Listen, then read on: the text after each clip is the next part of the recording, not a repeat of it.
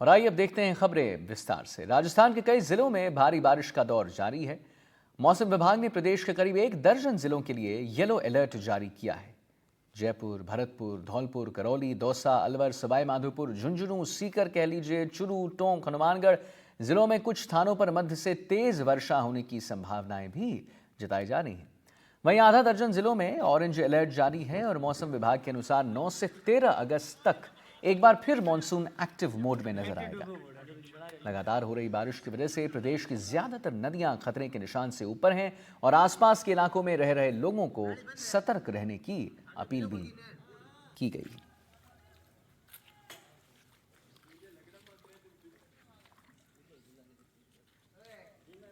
तो बारिश से बेहाल है लोग। जल भराव की स्थिति हर जगह पनपी हुई है। जैसा कि हमने आपको अवगत कराया, राजस्थान के कई जिलों में भारी बारिश का दौर जारी है। मौसम विभाग ने प्रदेश के करीब 1 दर्जन जिलों के लिए येलो अलर्ट जारी किया है। जयपुर, भरतपुर, धौलपुर, करौली, दौसा, अलवर, सवाई माधोपुर, झुंझुनू, सीकर, चुरू, टोंक, हनुमानगढ़ जिलों में कुछ स्थानों पर मध्य से तेज वर्षा होने की संभावनाएं भी जताई गई हैं। 2 तस्वीरें हम आपको दिखा रहे हैं, एक है जैसलमेर की और दूसरी है जोधपुर की। आप देख सकते हैं कि दोनों जगह कैसे जलभराव की स्थिति है। जलभराव हर तरफ है। और जोधपुर में जो हम आपको तस्वीर दिखा रहे हैं वो एक मोक्ष धाम की है, जहां पर बहुत दिक्कत हो रहा है परिजनों को अंतिम संस्कार करने में भी। प्रशासन ने पहले ही काफ़ी वायदे किए थे। प्रशासन ने कहा था कि ऐसी स्थिति अब नहीं पनपेगी और अगर पनपती है तो हम वहां पर बिल्कुल मुस्तैद हैं, तैनात हैं। तुरंत जलभराव की स्थिति अगर होती है, होने हम देंगे नहीं, लेकिन अगर होती है तो हम उसको तुरंत ही हटा लेंगे। लेकिन तस्वीरें कुछ और बयान कर रही हैं। राजस्थान में पिछले 2-3 दिनों से लगातार भारी बारिश का दौर जारी है। पश्चिमी राजस्थान की जैसलमेर, बाड़मेर सहित कई जिलों में बाढ़ के हालात हो गए हैं। बीते 24 घंटों में सबसे ज्यादा बारिश राजस्थान के मोहनगढ़ जैसलमेर में हुई है। 260 mm और पाली में आपको बता दें 256 mm से ज्यादा बारिश दर्ज की गई है। नसीराबाद, अजमेर में 165 mm बारिश रिकॉर्ड की गई है। वहीं बारिश रुकने के 2 दिन बाद भी मोहनगढ़ में हाल बेहाल है। जानकारी मिल रही है कि मोहनगढ़ कस्बे के रामपुरा में घरों के चारों तरफ बारिश का पानी भर गया है। भारी बारिश की वजह से कई लोग फंस गए हैं और फंसे लोगों को सुरक्षित निकाला गया है। जैसलमेर में मानसून की भारी बारिश से जगह जगह पानी का भराव दिख रहा है।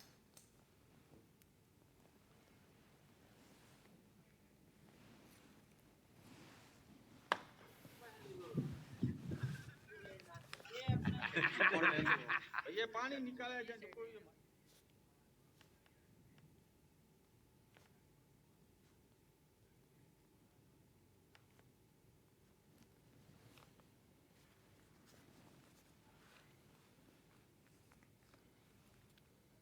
तो भारी बारिश की वजह से आप देख रहे हैं जलभराव की स्थिति पनपी हुई है। जैसलमेर में लगातार हो रही बारिश की वजह से जलभराव की स्थिति वहाँ पर पनपी है और जैसलमेर में लगातार बारिश से बाढ़ जैसे हालात भी पैदा हो चुके हैं। भारी बारिश की वजह से कई इलाकों में जलभराव हो गया है।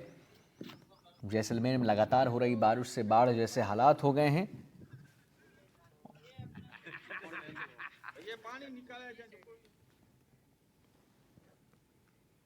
और इसी सिलसिले में हमारे साथ बात करने के लिए हमारे साथ 3 रिपोर्टर्स हमारे जुड़ चुके हैं। पवन हमारे साथ हैं अटारिया अजमेर से, मुकुल परिहार जोधपुर से और ललितेश कुशवाहा भरतपुर से हैं। तो पवन, आपके पास पहले चला चाहूँगा।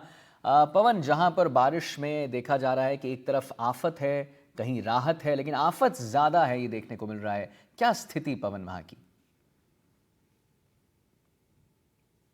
जी बिल्कुल, देखिए जो अजमेर में बारिश हुई तो निश्चित तौर पर जो निचली और कच्ची बस्ती क्षेत्र है वहां पर काफी आफत देखी गई।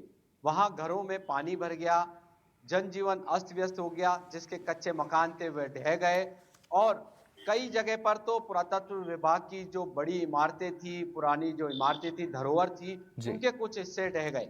वहीं अजमेर की आना सागर झील, फायसागर झील ओवरफ्लो हो गई और उससे पानी निकलकर जो आना सागर एस्केप चैनल है, नालों के द्वारा ग्रामीण इलाकों में दूसरी जगह इकट्ठा हो गया, जहां पर जो किसानों के द्वारा जो फसल बोई गई थी वो निश्चित तौर पर खराब हो गई।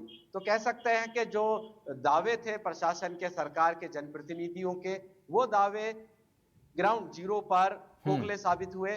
जिस तरीके से कल विधानसभा अध्यक्ष और अजमेर उत्तर से विधायक वासुदेव देवनानी ने क्षेत्र का निरीक्षण किया। जी। निरीक्षण के दौरान क्षेत्रवासियों ने उन्होंने कई समस्याओं से उन्हें अवगत कराया कि सीवरेज के जो ढक्कन है वो पानी से ओवरफ्लो हो जाते हैं और सीवरेज का गंदा पानी पूरे क्षेत्र में बह जाता है। तो इस तरीके की तमाम समस्या है पूरे शहर में देखी गई। सड़कें हैं जो उखड़ गई हैं, नदी नाले भी उफान मार रहे थे। बारिश के दौरान आने जाने वाले लोगों को काफी समस्या हो रही है। अजमेर की ऐसी कोई सड़क नहीं जो कि बिल्कुल प्रॉपर हो। हर जगह पर सड़कें उधड़ चुकी है, आने जाने वाले वाहन चालकों को काफी परेशानी आ रही है। और जिस तरीके से चुनाव से पहले जनप्रतिनिधियों ने कई दावे किए थे कि हम सड़क को बिल्कुल अच्छा कर देंगे, स्मार्ट सिटी के दौरान कई विकास कार्य किए जाएंगे, मगर जो बारिश है, मूसलाधार बारिश हुई है अजमेर में, एक ही दिन बारिश हुई है, उसी में जो प्रशासन के जो दावे थे वो निश्चित तौर पर खोखले साबित हुए और पूरा जनजीवन अस्त व्यस्त हो गया।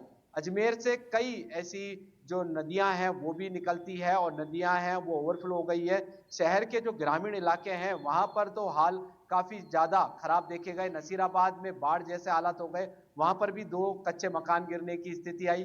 ब्यावर में भी 1 मकान गिरने की आई। किशनगढ़, ब्यावर, मसूदा तमाम जगहों पर यानी कि जनजीवन अस्त व्यस्त हो गया। एक अच्छी खबर यह है कि जिस तरीके से पुष्कर सरोवर में मछलियों का मरना लगातार जारी था ऑक्सीजन की कमी से, वहां पुष्कर में फीडरों के माध्यम से पुष्कर सरोवर में अच्छे पानी की आवक हुई, जिससे कि जल स्तर है वो काफी ऊंचा हो गया है और वहां पर जो मछलियों का मरना है वो रुक गया है। तो कुल मिलाकर कह सकते हैं कि कहीं राहत तो कहीं आफत नजर आई इस पूरे बारिश में।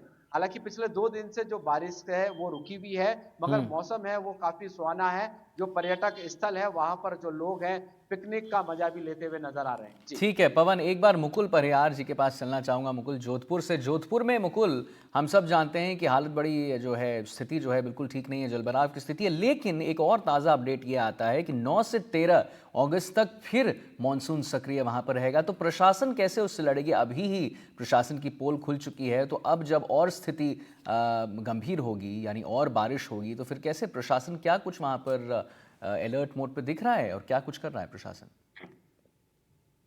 जी बिल्कुल, मैं आपको बताना चाहूंगा। जैसा कि मानसून जो जोधपुर में कमजोर था पहले, और जब अब पिछले 4 से 5 दिन हो गए मानसून जो जोधपुर में इतना एक्टिव हुआ है, तो जोधपुर के शहरी क्षेत्र के साथ ही जो ग्रामीण क्षेत्र हैं वहां इसका अधिक प्रभाव देखा गया है। जहां नूनी के अंदर भी कहीं मकान ढह गए, करीब 30 से 35 लोग जो हैं वो उन अपने घरों के अंदर भी फंस गए, जिन्हें रेस्क्यू के जरिए निकाला गया था।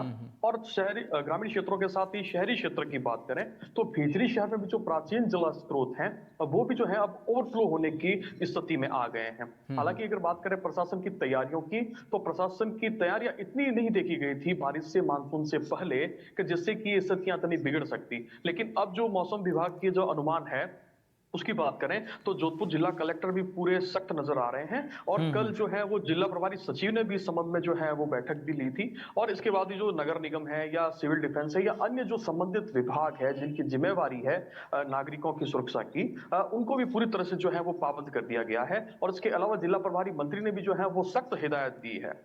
जी एक और जो खबर आई थी, मैं आपसे पूछना चाह रहा था, वो है कि चौपासनी हाउसिंग बोर्ड के मोक्ष धाम की खबर आज हम सुबह अपने दर्शकों को दिखा रहे थे, जहां पर जलभराव की स्थिति पैदा हो गई है। अंतिम संस्कार करने में काफ़ी परेशानियों का सामना करना पड़ रहा है लोगों को। तो उसके बारे में क्या अपडेट आपके पास? बिल्कुल, जैसा कि मैं बताऊं आपको, जोधपुर में जैसा कि प्रताप नगर क्षेत्र में मोक्षधाम है, कागा क्षेत्र में भी मोक्षधाम है, और कहीं ऐसे क्षेत्र जो 2 से 3 ऐसे क्षेत्र हैं जहां जो समाज के अनुरूप जो है वो मोक्षधाम है, और कहीं ऐसे क्षेत्र हैं जो कैचमेंट एरिया में भी है। और जो अब बात सोतला की करें तो वहां भी जो शमशान है या जो मोक्षधाम है, वहां जल भराव के कारण जो शव यात्राएं हैं उनको भी काफी दिक्कतों का सामना करना पड़ता है। हालांकि प्रशासन जो है वो इस संबंध में हाईकोर्ट की फटकार के बाद जो है वो सख्त नजर आ रहा है, और जितना भी है जो पानी इकट्ठा है उसको पंप के जरिए जो है वो निकालने का भी प्रयास कर रहा है। जी ठीक है, ललितेश कुशवाहा जी के पास चलते हैं। भरतपुर में क्या स्थिति ललितेश, उसके बारे में अवगत कराइए हमारे दर्शकों को। बिल्कुल, देखिए मानसून विभाग के अलर्ट के अनुसार भरतपुर में कल रात से ही बारिश का दौर है वो लगातार जारी है, और भरतपुर में करीब 2 दर्जन से अधिक कॉलोनियां हैं जहां जल भराव की स्थिति पैदा हो गई है।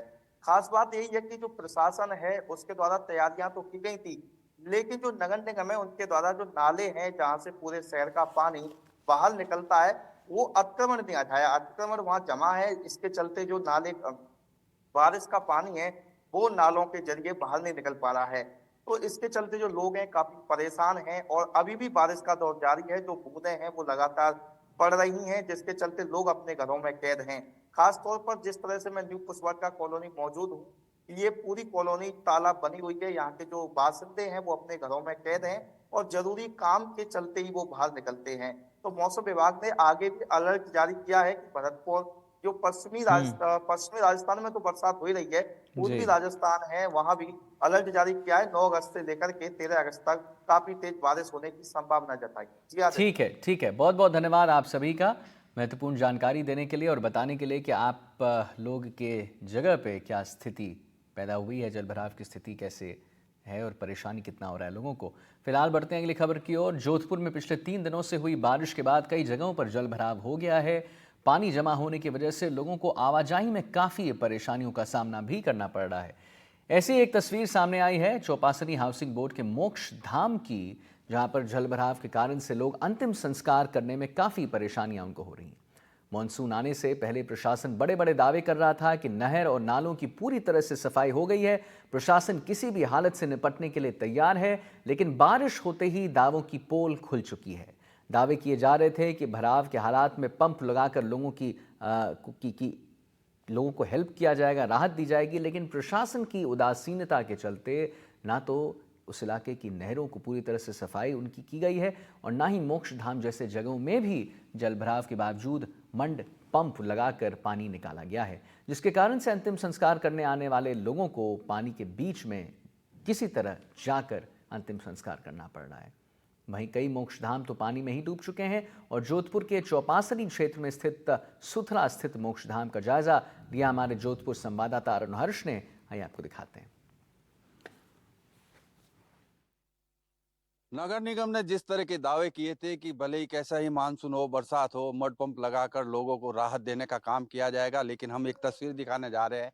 यह है जोधपुर के सूतला स्थित शमशान घाट का क्षेत्र, जहां आप देख सकते हैं कि करीब 3 से 4 फीट तक का पानी भरा हुआ है। और ये एक शमशान घाट नहीं, यहाँ सभी जातियों के अलग अलग शमशान घाट है और यहाँ पर लोगों को अंतिम शव लाने में काफी परेशानी का सामना करना पड़ सकता है और पड़ भी रहा है। सुबह यहाँ करीब 3 अंतिम शव यात्रा आई थी, जिसको लेकर लोगों को काफी भारी मुश्किलों का सामना करना पड़ा। इस पानी के अंदर से वो लोग अंतिम संस्कार करने के लिए गए थे। किस तरह से जो लोग यहाँ आ रहे हैं सुबह से, अगर अंतिम संस्कार करने की अगर बात की जाए, कितनी परेशानी आ रही है? बहुत ज़्यादा परेशानी आ रही है। यहाँ लोग बोडी लेके आ रहे हैं, सब लेके आ रहे हैं। यहाँ से लकड़ियाँ निकालने में लेने में बहुत दिक्कत हो रही है। पानी बहुत भरा था सुबह, अभी थोड़ा सा पानी कम हुआ है और ये बारिश आ रही है, इससे पानी बहुत पूरा भरा हुआ है और लकड़ियाँ ले जाने में बॉडी वालों को, जो पब्लिक आती है, सबको बहुत ज़्यादा दिक्कत हो रही है। यहाँ किन किन जातियों के शमशान है यहाँ यहाँ पर? हर जाति के 36 गाँव के शमशान है और सबको बहुत दिक्कत हो रही है। अगर बाई चांस पीछे भी कोई बॉडी आएगी, इधर बॉडी आएगी, सबको प्रॉब्लम है। इतना सारा पानी भरा हुआ है। समस्या आज 2-3 सालों के टूटी भी पानी भी नहीं आती है, प्लस पानी का बरसात यहाँ बेला हो रहा है। आज 2 बॉडी आई हुई है, एक राजपूतों में, एक सोनारों में, एक बॉडी तो सीमा जीत गई है अभी पानी के चक्कर में, पानी का चक्कर में।